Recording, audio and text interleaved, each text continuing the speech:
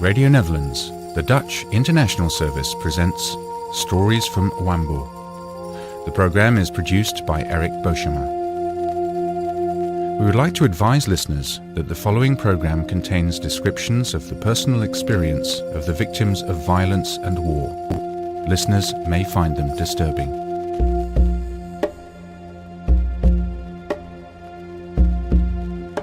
We were at home with parents and suddenly were explosion of bomb. The bomb landed near him. He was without leg, without anything. It was crazy. I was afraid all the time and all they were afraid. Yeah, I was afraid. Maybe now I have only 3 or 4 friends who are still with me until now. The others, they die in this moment, a lot of them.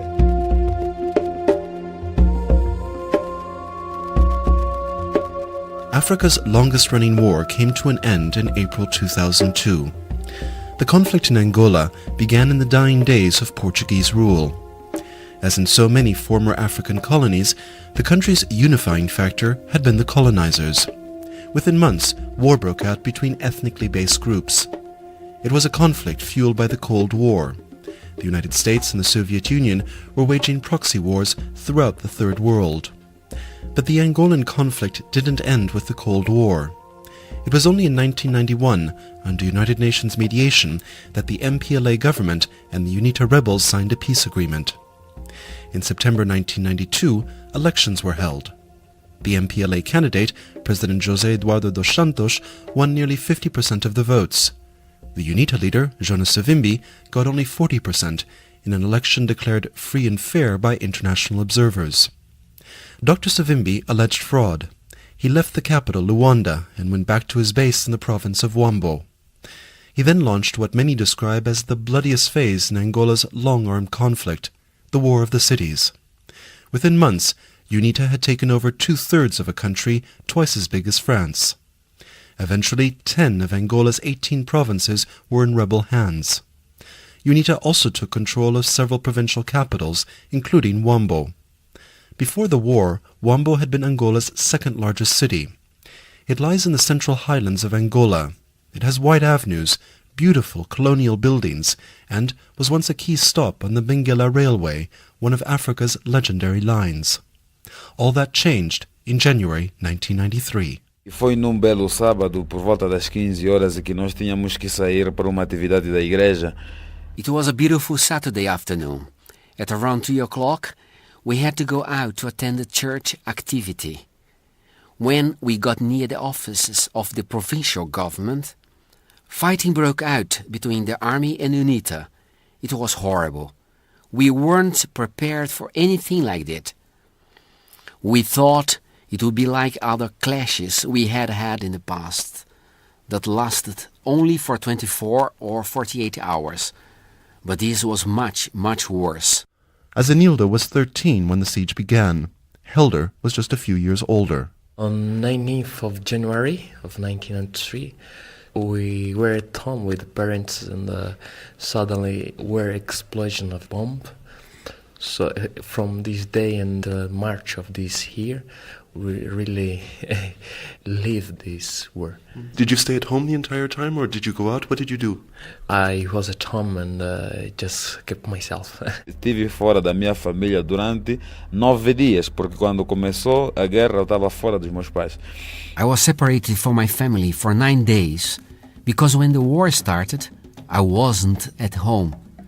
I was in the western part of Huambo, and my parents were on the other side of the city. The telephone stopped working, so I didn't have any way to tell them that I was okay. I was stuck for 9 days. 3 kilometers separated me from my family.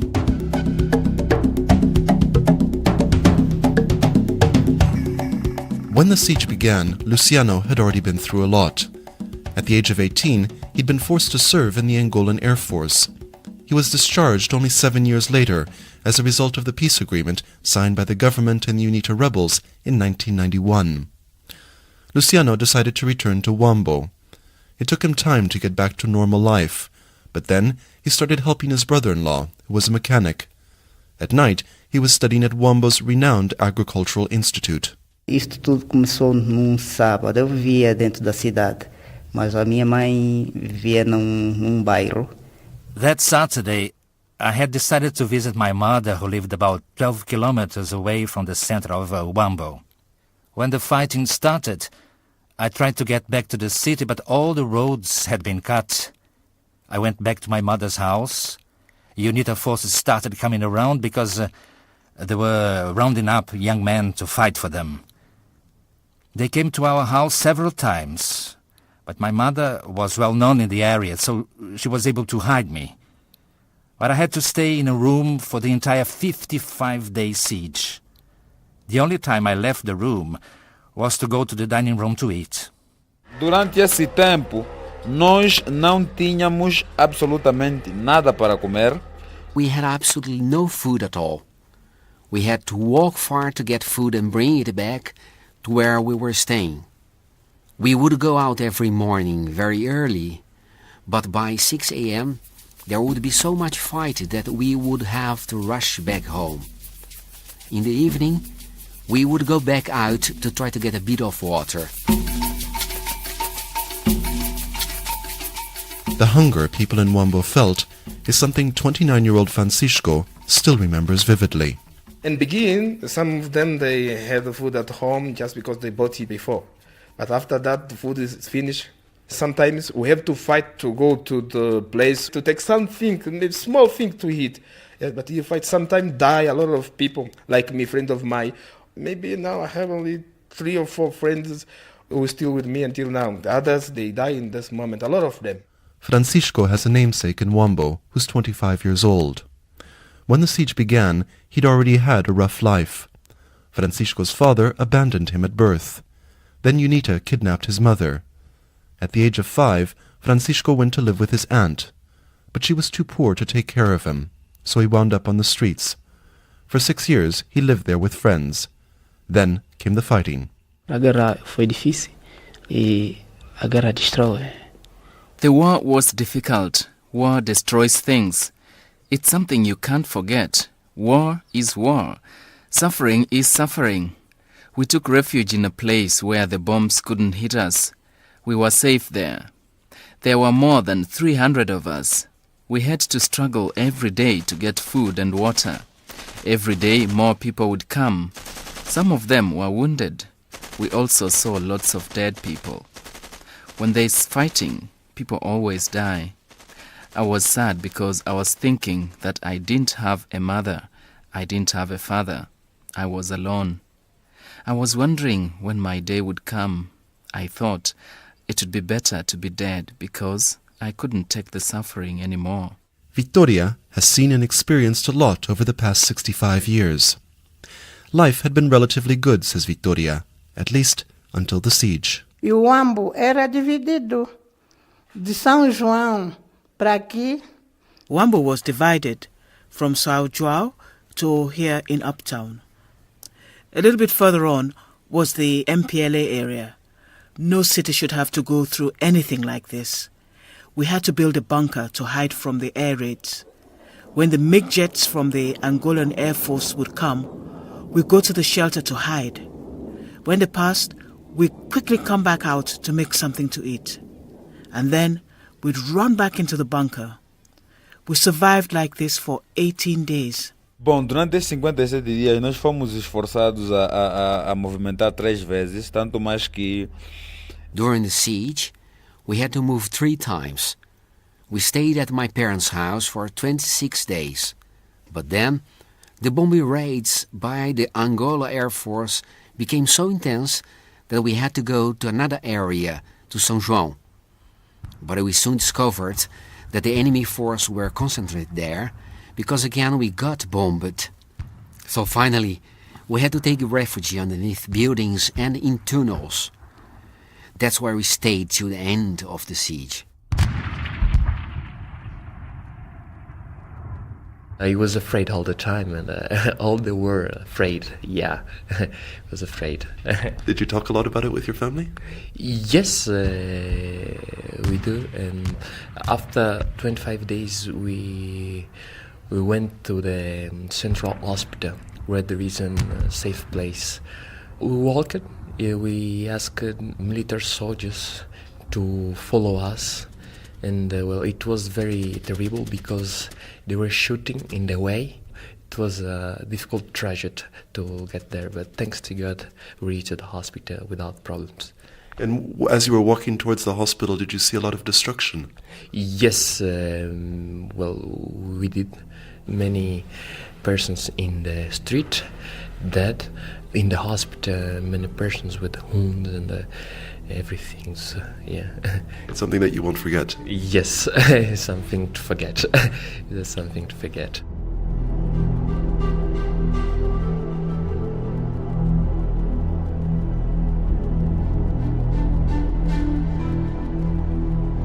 But some of Huambo's residents will never be able to forget.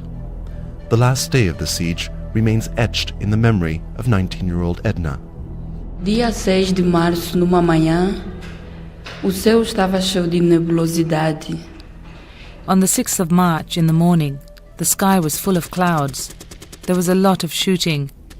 At 7 o'clock, a MiG jet flew over the city. It didn't drop a bomb. I was still at home when it flew over the city a second time. Then my sister told me to go with her and another one of my sisters to the market. We had only oil and soap left, so we had to go buy food. But I didn't want to go. Vamos embora. Não vou. Vamos. Let's go, she said. So I went with my two sisters, but I cried the whole time. I was still crying when we arrived at the market. We'd been there about 10 minutes when a MiG appeared. I was scared because when it's cloudy, the pilot can't see. He just drops his bomb and disappears back into the clouds. A bomb came and I started running. My sisters, they ran in another direction. I ran and ran and ran.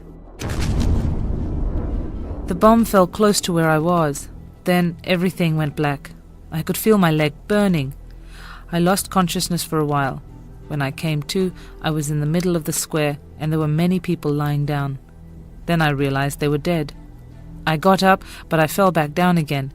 My foot had been fractured. I started to scream for my sisters. Cati, Angelina, porque eu fui com duas irmãs. The MiG came back. It dropped another bomb, but this time it was much closer. Everything started falling again. The people who'd survived the first attack were killed. I called for my sisters again. Later, they told me they had to walk over corpses to reach me. E eu fiquei muito tempo no hospital. Quando eu cheguei no hospital, me cortaram a primeira vez. I stayed for a long time in the hospital. They amputated me once, then a second time, a third time, a fourth time. There were no drugs in the hospital. There were no doctors. The only thing they had was iodine.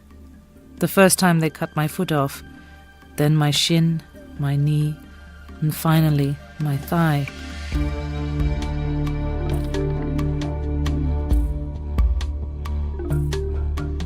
Assim que logo terminaram os combates, nós fomos esforçados a atravessar a cidade de um extremo a outro. When the fighting ended after 55 days, we had to cross the city by foot. I have never seen so many dead people. We saw horrible things. People who had been dead for days. Their corpses were bloated. There were body parts everywhere. We couldn't breathe. Entire families had been killed. It was the worst thing I ever seen in my life. When the fight ended, I remember we was in the hospital. It was just UNITA to say that government is outside, and we hear from the radio that the soldiers of MPLA went to Benguela, and we had to keep ourselves because UNITA was looking for guys and young people, so we had to stay at home 20 days. They catch some, but for me it was different. It was possible to go in a Catholic church I started as a seminarist. I studied there just during these 2 years. For 2 years you stayed there? Yes, I stayed there 2 years just studying, yes. And there was no danger that UNITA would take you then? No, normal they respect the Catholic Church and they didn't. Os outros retiraram-se, a UNITA ocupou a cidade. The government forces withdrew and UNITA occupied the city. UNITA was still rounding up young men, so I went to another town where nobody knew me. I stayed there for almost 2 months. I had been forced to serve in the Angolan army for 7 years, so if UNITA caught me, I knew I'd be in trouble. I tried to do some farming because there was nothing else to do there. But then people in the town started getting suspicious, so I decided it would be safer to go back to Huambo. I hid in a building together with many other young men.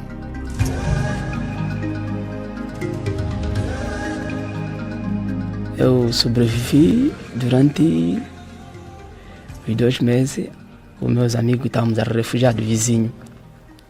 I survived for 2 months. Me and my friends had taken refuge at a neighbor's house. But things were tough with UNITA. There was hardly any salt or oil or soap. Besides, UNITA was looking for young men. So we decided to escape to Benguela. That's a city on the coast, around 600 kilometers away. We have to walk. We have to walk. It was 11 days. We sleep at night in 8 o'clock, then 6. Very soon in the morning. Yeah, we have to work all the day without food. It's a lot of people, young people and old people. Some of them, they die without food in the streets. It's a lot of people. Some of them, they die. So we found a river we call Catombela. We couldn't go to the other side just because the river is big. You have to swim before. Some of them, they couldn't go to other side. They went with the water. They drowned? Yeah, a lot of them. Yeah, it was hard. During those 11 days, did you have any food to eat? No. In the beginning, the area of the Huambo, we found some food just because they make agriculture in this area. It's farming. The farming.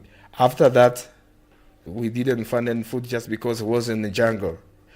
I saw ladies who bring with them a lot of children, 3 or 4 children. She doesn't know who they are. No one knows who is the father, who is the mother. They cry. Orphans. They call the name of their mother. The old people try to call also, who is the father of the children? He say his name is Nando. Who is the mother of the Nando? Who is all the night? It was like that. Nos levou 2 semanas, porque não conhecíamos a área. It took us 2 weeks to get there because we didn't know the way. We'd start at 7 in the morning and walk until 6 in the evening.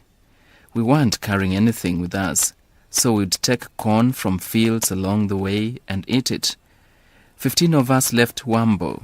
Only 7 of us arrived.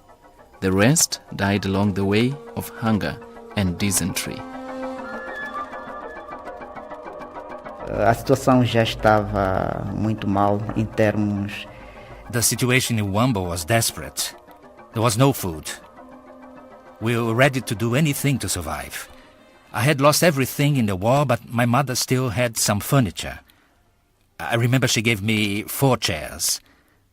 My brother and I carried them 100 kilometers to a market where there were a lot of people, not only from the city itself, but from all over. Caminhar a pé, sim, era a pé, é verdade. We went by foot, yes, by foot. My brother and I left at 4 o'clock in the morning. We walked all day long. At 5 p.m. we stopped to eat something, then we walked again till about 9 in the evening. The following morning we did the same thing.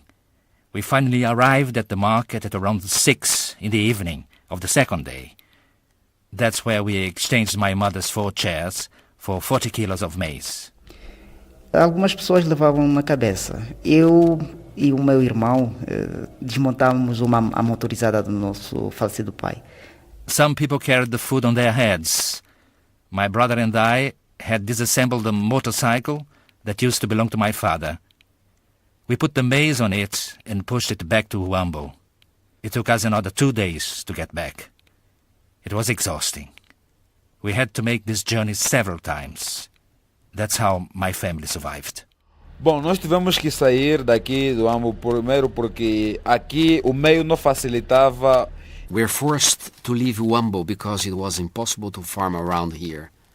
My father's parents lived in Kala, a town 28 kilometers away. But my father, one of my brothers and me would come back to Huambo every night because we were afraid our house would be looted. It was a 3-hour walking from Huambo to Kala. We would leave at 4 o'clock every morning and would head back to Huambo at 5 in the afternoon. It was the toughest time in my life. I was only 13 years old. Bom, depois desses 2 meses nós voltamos para aqui, para o Huambo, e ali começou. After those 2 months, we came back to live in Huambo. It was the worst Chinese torture you could imagine. We had no food, no nothing. We went around cutting trees, and we took the wood to the market to sell. We weren't used to any of this. Our life had been good before the war. UNITA imposed rules on the city. Every day we all had to go out to prepare food for their men. Many people died because they refused. They tried to negotiate, but UNITA killed them. Others died of hunger. We went hungry so many days that many people in my family came down with gastritis. Eu fiquei muito, mas muito doente. E eu penso que a minha salvação... I became very, very sick. I couldn't eat anymore. The worst thing was that there wasn't any medicine in the city. I think my salvation was the arrival of a foreign charity group, Save the Children. They started distributing food. One of the people was a Peruvian doctor. We became friends, and he examined me. He found that I had an ulcer and a tapeworm. He was able to get drugs to treat me. It's thanks to him that I'm here today.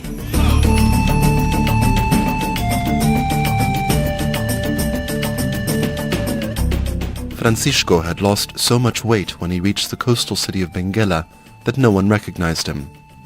He spent 3 months in a camp for displaced people before going to the nearby city of Lubango. Francisco took a journalism course there and got hired by a local radio station. In 1995, when the government forced the UNITA rebels out of Huambo, Francisco could finally go back home to visit his family. I found them bad, with a bad condition. I couldn't believe that the lady who I saw with my eyes, I couldn't believe that it was my mother. I couldn't believe. She was actually completely different. I asked her why she stayed like that. She said to me that 2 years without salt, without oil. Yeah, she was so skinny. My brothers also. I couldn't believe that it was my family. They was crying. And my home, everything I had in my home, they took out. I don't know where they put. They take everything. My mother was sleeping on the floor. I asked her why the home stay like that. She said to me that UNITA people, when they come, they take everything. They say to me that your son, it was Antimoti. Antimoti is a emergency police here. Yeah, that's why they take everything at my house. So my mother had to start again. Eu, para começar de nova vida, tive que me ingressar numa organização. To start my life again, I had to join an international charity. Everyone had to try to get a job. One of my sons had studied in France, but when he was here, the war broke out.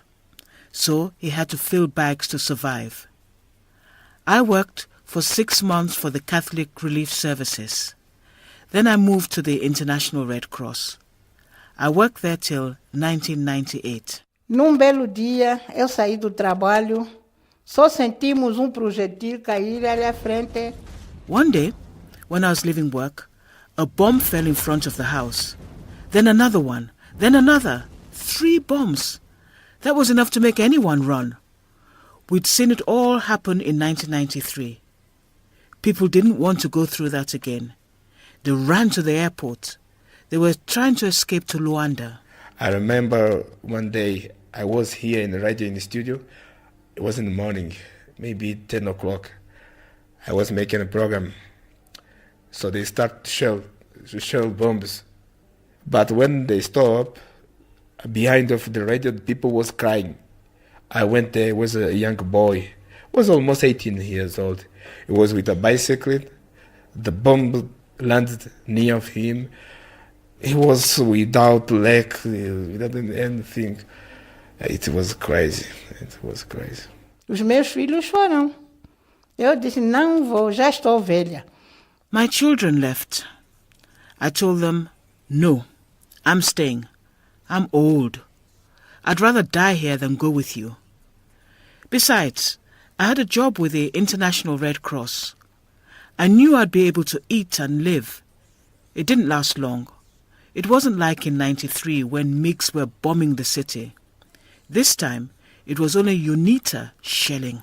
E a coisa que me meteu mais triste, mais aterrorizado é que the thing that made me the saddest, terrified me actually, was when a shell hit my aunt's house.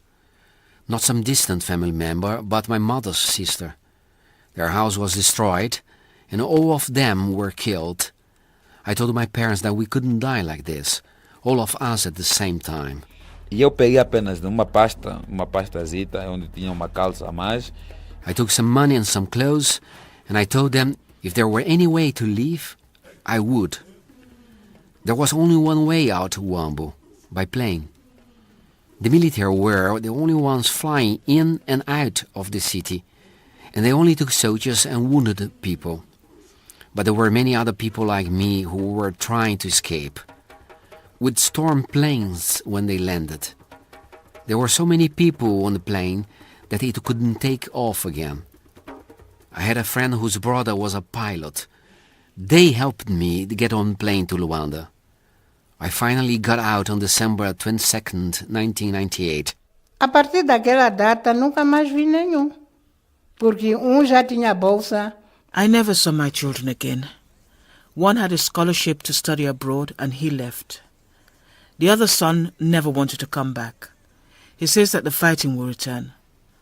I stayed here on my own. The small dreams we still had died during that second siege. Bom, afetou a mim diretamente, primeiro porque eu agora sofro de estômago, fisicamente. The war affected me a lot. I have stomach problems now. I can't go a long time without eating. If I don't eat, I know I will die. The other thing is that during those years of confusion, schools were closed. I'm only now finishing secondary school, and I'm only now starting my first year of university. But I still have plans, ideas. Eu não criei ódio, mas criei ódio da guerra. I don't hate anyone.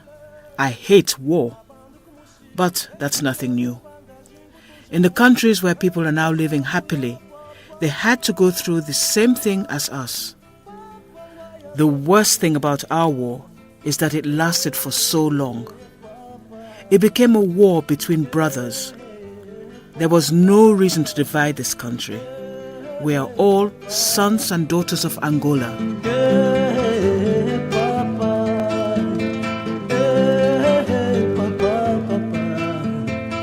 Stories from Huambo was produced by Eric Boschema. This has been a Radio Netherlands presentation.